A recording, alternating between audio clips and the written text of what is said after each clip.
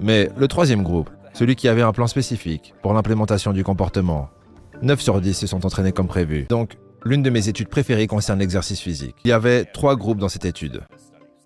Il y avait le premier groupe, à qui ils ont dit « Nous voulons simplement que vous suiviez à quelle fréquence vous faites de l'exercice pendant les prochaines semaines. » C'est donc le groupe témoin. Deuxième groupe, nous voulons aussi que vous suiviez à quelle fréquence vous vous entraînez, mais nous allons également vous donner une petite présentation motivante pour parler des bienfaits, pourquoi les habitudes sont bonnes pour vous, et ainsi de suite. Donc ça, c'est le groupe motivé.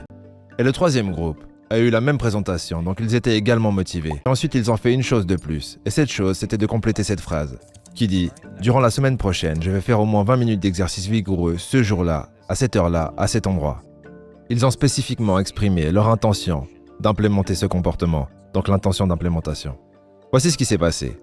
Premier groupe, une personne sur 3 s'est entraînée. Deuxième groupe, la motivation n'a rien changé. Dès qu'ils ont quitté le centre de recherche le lendemain, ils n'étaient plus motivés. C'est comme lire un livre ou regarder une vidéo YouTube ou écouter un conférencier motivant. Et ensuite oublier tout ça 20 minutes plus tard.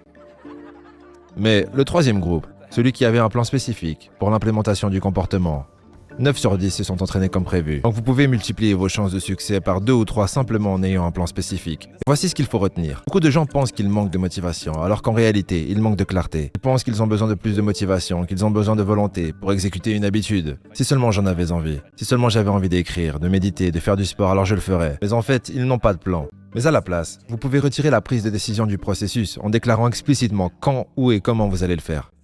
Donc vous devez donner à vos objectifs un moment et un endroit où exister dans le monde. Donnez-leur une place dans votre calendrier.